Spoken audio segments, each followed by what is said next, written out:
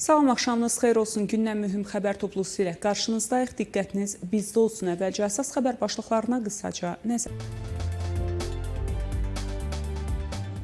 İndi isə daha ətraflı. Güney Azərbaycanın Həmədan şəhərinin İnqilab Məhkəməsinin 2-ci bölməsi 6 Azərbaycanlı Bəhai qadına ümumilikdə 38 il 11 ay həbs cəzası verib.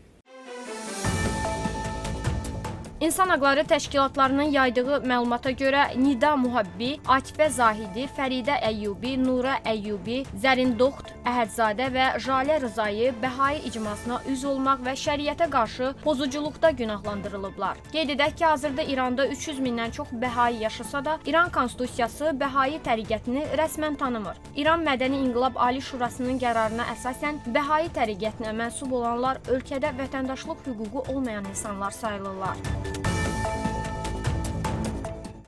Salmas Kəşfiyyat İdarəsi tərəfindən Güney Azərbaycanlı Hüseyn Hacızadə saxlanılıb. Məlumata görə Hüseyn Hacızadə təhlükəsizlik əməkdaşları tərəfindən evində həbs edilib.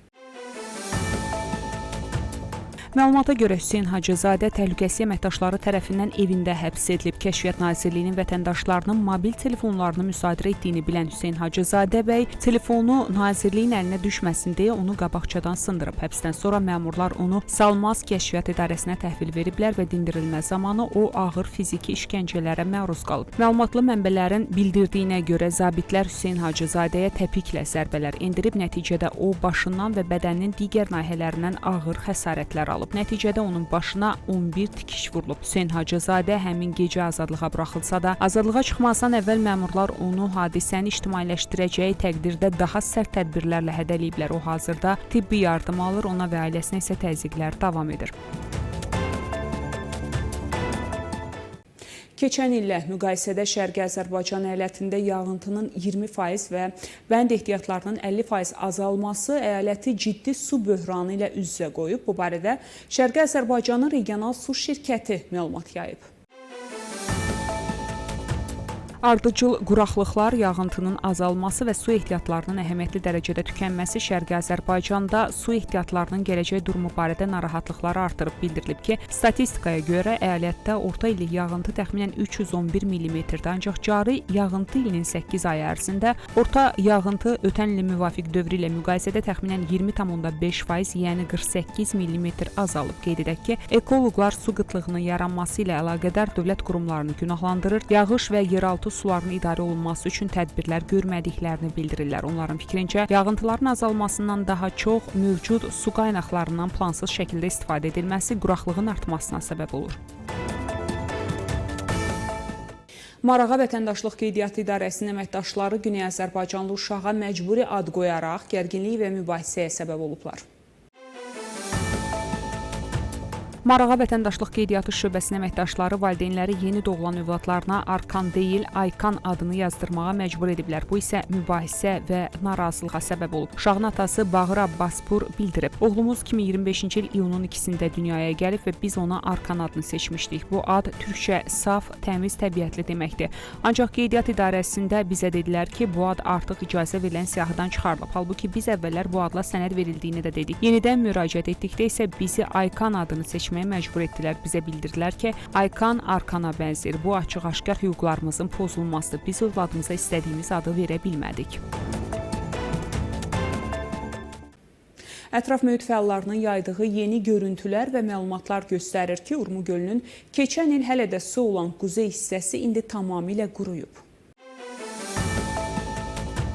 Ətraf mühit fəalı Möhsen Qasidi 2025-ci ilin iyun ayında Urmu gölünün hazırki durumunun görüntülərini dərc edərək gölün qurunması prosesinin sürətləndirilməsi ilə bağlı xəbərdarlıq edib. Peyk və çöl görüntülərinin müqayisəsi göstərir ki, ötən ilin iyun ayında gölün 35 sm-ə qədər su olan quzey hissəsinin böyük hissələri indi tamamilə quruyub. Yayımlanan görüntülər arasında əvvəllər dayaz su içində qalan və hazırda tamamilə quru ilə əhatə olunmuş Həmzə gəmisinin vəziyyəti böhranın şiddətinin simvolu kimi qeyd edilib. İran rəsmilərinin Urmu gölünün qəsdən qurudulması fəlakətinin simvollarından birinə çevrilən bu gəmiyə İran bayrağının sancılması diqqət çəkir. Davam edirik. Amerikanın Müdafiə Nazirliyi İranın nüvə silahı yaratmaq üçün aktiv addımlar atdığını iddia edib. Bunu Arkansas ştatından respublikaçı senator Tom Cotton X sosial şəbəkəsindəki hesabında yazıb. Bu gün Pitexet təsdiq edib ki, İran nüvə silahı yaratmaq üzərində fəal işləyir. Milli təhlükəsizliyimiz, müttəfiqliyimizin və regiondakı milyonlarla mülki insanın təhlükəsizliyi naminə buna yol vermək olmaz. Paylaşımda qeyd olunur. Qeyd edək ki, iyunun 9-da Atom Enerjisi üzrə Beynəlxalq Agentliyin baş direktoru Rafael Grossi bəyan edib ki, əvvəlki illərdə antropogen uran hissəciklərinin aşkar edildiyi 3 obyekt, eləcə də bəzi digər obyektlər İranın 2000-ci illərin əvvəllərindən başa çatdırdığı bəyan edilməmiş nüvə proqramının bir hissəsi olub. Grossinin sözlərinə görə bu proqramda bəyan edilməmiş nüvə materiallarından istifadə olunub. İsrail İrana hücumun astanasındadır. Sayılı günlər qalıb. Bu haqda Reuters yazıb. Nəşr Amerikanın İraqdakı diplomatik missiyalarının diplomatların təcili təxliyəsinə başladığını vurğulayır. Həmçinin Küveytdən də diplomatların təxliyəsinə hazırlıq getdiyi bildirilib. Agentlik qeyd edir ki, Böyük Britaniya bütün tankerlərə və digər gəmilərə körfəzdən keçərkən ehtiyat rejimində qalmaları barədə xəbərdarlıq edib. Məlumata görə bundan əvvəl Amerika prezidenti Donald Trumpın Ağ Evdə yüksək hərbi komandanlığının iştirakı ilə təhlükəsizlik məsələləri ilə bağlı iclas çağırıb. Regional müttəfiq Tehrana potensial İsrail hərbi hücumu barədə məlumat verib. Bu barədə İranın yüksək rütbəli rəsmisi Reutersə bildirib. Rəsmi gərginliyin artmasına baxmayaraq İranın uranın zənginləşdirilməsi hüququndan əl çəkməyəcəyi vurğulanıb. Gərginlik Tehrana nüvə hüquqları ilə bağlı mövqeyini dəyişməyə təsir etmək məqsədi daşıyır deyə rəsmi bildirib. Xatırladaq ki, Donald Trump çərşənbə günü Amerikalı personalın yaxın şərqdən çıxarıldığını deyib və Vaşinqtonun İranın nüvə silahı əldə etməsinə icazə verməyəcəyini bir daha təsdiqləyib. Hazırda Tehran və Vaşinqton bazar günü Omanın paytaxtı Maskatda nüvə danışıqlarını bərpa etməyə hazırlaşırlar. Yəmənin İrana bağlı Husi silahlı qruplaşması Ənsarullah İrana görə Amerika və İsrailə xəbərdarlıq edib. Husilərin nümayəndəsi Amerika və ya İsrailin İrana hücum edəcəyi təqdirdə onlara cavab vermək üçün qüvvələrini yüksək hazırlıq vəziyyətinə gətirdiklərini bildirib. Bu xəbərdarlıq Amerika diplomatları və hərbçi ailələrinin İraq, Bəhreyn və Küveytdən çıxarılması və İrana qarşı hərbi əməliyyatların keçirilmə ehtimalının artması ilə eyni vaxtda edilib. Bundan əvvəl CBS News telekanalı bir neçə mənbəyə isnadən xəbər vermişdi ki, İsrail İrana hücuma tam hazırdır və Vaşinqton Tehranın Amerikanın İraqdakı maraqlarına mümkün cavabından narahatdır. Eyni zamanda İsrailin Kanal 14 telekanalı İrana qarşı geniş miqyaslı əməliyyata hazırlıq barədə məlumat yayıb. Dövlət Sərhəd Xidmətinin Sərhəd Qoşunları Komandanlığının Göytəpə sərhəd dəstəsinin xidməti ərazisində İrandan Azərbaycan istiqamətinə dövlət sərhədinin pozulması zamanı növbəti dəfə narkotik keçirilməsinin qarşısı alınıb. Dövlət Sərhəd Xidmətinin verdiyi məlumata əsasən keçirilmiş sərhəd axtarışı və əməliyyat tədbirləri nəticəsində xidməti ərazidən ümumi çəkisi 75 kiloqram 875 qram narkotik vasitə, 48 kiloqram 875 qram marixuana, 17 kiloqram heroin, 8 kiloqram metafetamin, 2 kiloqram triyə və 2000 ədəd narkotik tərkibli metadon, MQ həbi aşkar olunaraq götürülür. Kərimə dövləti qurmaq istəyən və müəyyən şəxslərə qarşı terror aktları törətməyi planlaşdıran şəxslərə hökm oxunub. Bakı Ağır Cinayətlər Məhkəməsində hakim Novruz Kərimovun sədrliyi ilə baş tutan iclasda ağır hökm oxunub. Dövlət Təhlükəsizlik Xidmətinin keçirdiyi əməliyyat istintaq tədbirləri nəticəsində saxlanan 13 nəfər müxtəlif müddətlərə azadlıqdan məhrum edilib. Təqsirləndirilən Faiq Zeynalov və İlham Şıxəliyev 17 il, Hüseyn Hüseynzadə, Etibar Məmmədzadə, İlkin Bağırov, Elgün Ağayev və Vüqar Mədətov 16 il, Elvin Cəfərov, Yusif Mirzəyev, Ruslan Əliyev, Savalan Hüseynli və Məhərrəmli və Məhərrəməli Musayev 15 il, 6 ay, Mirvasi Əliyev isə 10 il cəza alıb. Onlara qarşı dövlətə xəyanət, hakimiyyətə silahlı müqavimət, terror hazırlığı və narkotik maddələrlə bağlı ittihamlar irəli sürülüb. Təqsirləndirilənlər həmçinin sabiq təhsil naziri Misir Mərdanov və Real TV-nin rəhbəri Mirşahin Ağayeva qarşı sui-qəsd planı hazırlamaqda da ittiham olunurlar. Hər iki şəxs cinayət işi üzrə zərər çəkmiş qismində tanınıb. İran rəhbəri Əli Xamneyinin müşaviri keçmiş Xarici İşlər naziri Əli Əkbər vilayəti Zəngəzur dəhlizinin açılmasına İranın mane olmasından danışıb. Onun sözlərinə görə bir vaxtlar bəzi dövlətlər Zəngəzur dəhlizi adı altında Naxçıvanla Azərbaycanı Ermənistan üzərindən birləşdirməyə çalışırdı. Bu plan vilayətin iddiasına əsasən Ermənistanı parçalamaq və İranla Avropa arasında əlaqəni kəsmək məqsədi daşıyırdı. Amerikanın keçmiş prezidenti Joe Bidenin özü də etiraf edib ki, bu dəhlizin açılması üçün hər şey hazır idi. Lakin İran bu planın həyata keçməsinə imkan vermədi deyə vilayəti vurğulayıb. Onun sözlərinə görə Tehran Rusiyanın dəstəyi olmadan belə müdrik siyasət nəticəsində Qafqazın təhlükəsizliyini təmin edib və NATO-nun bölgəyə daxil olmasının qarşısını alıb. Düşmənlərin əsas məqsədi Zəngəzur layihəsi ilə İranı şimaldan təcrid etmək, eyni zamanda Rusiyanı cənubdan mühasirəyə almaq idi. Amma bu plan uğursuzluğa düçar oldu deyə o əlavə edib. Əl-Əkbər vilayəti daha əvvəldə Zəngəzur dəhlizinin Qərbin və NATO-nun İrana qarşı strateji planının bir hissəsi olduğunu bəyan etmişdi. Qeyd edək ki, Əl-Əkbər vilayəti və digər müşavirlərin bu kimi açıqlamaları adətən İranın ali rəhbərinin rəsmi mövqeyini əks etdirir.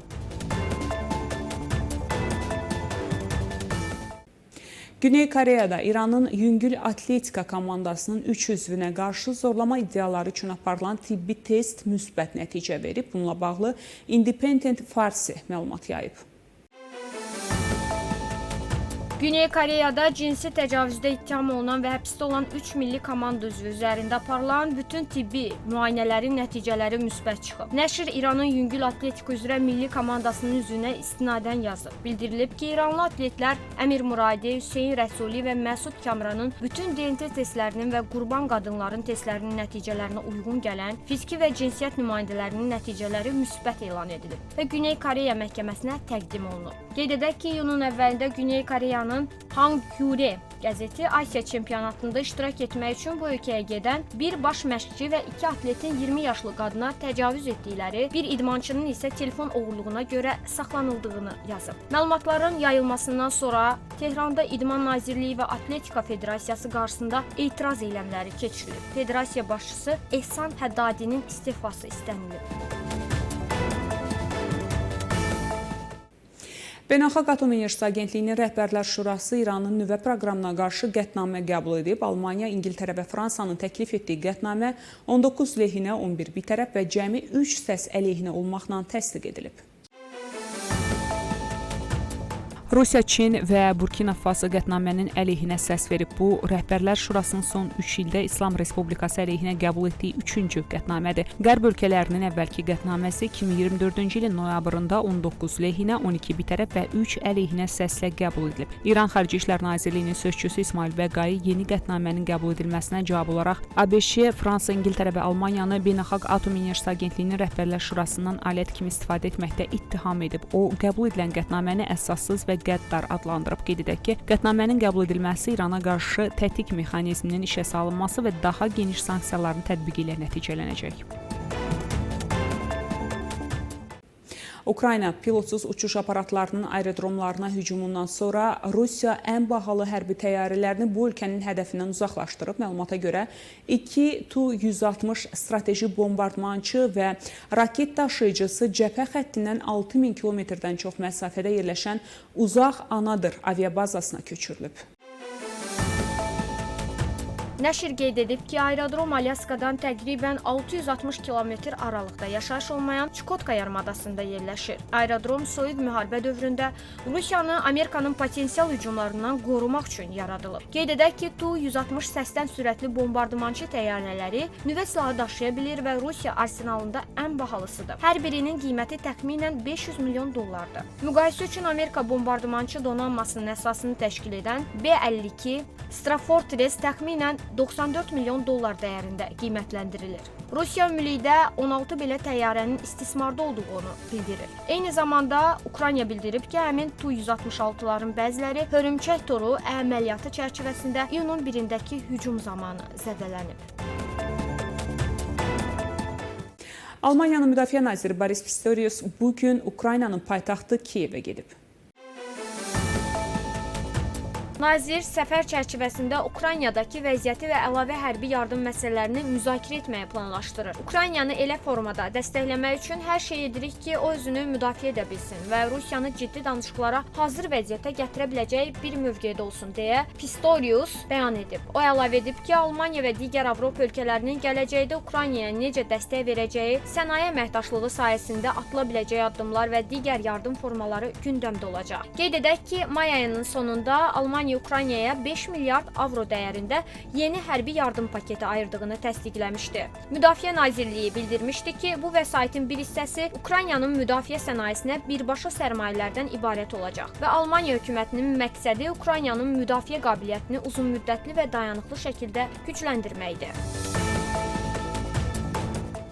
Rusiya Odessanı nəzarətə götürərək Rumıniya və Moldova ilə sərhədə çatmağı planlaşdırır. Bu barədə Ukrayna prezidenti Vladimir Zelenski danışıb.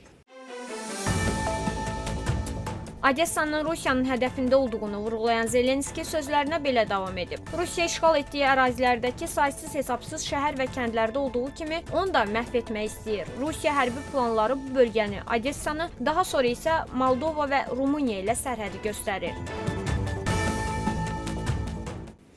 Belə, hörmətli tamaşaçılar, bugünə çatdıracağım əsas xəbərlər bunlar idi. Görüşmək ümidi ilə salamat qalın.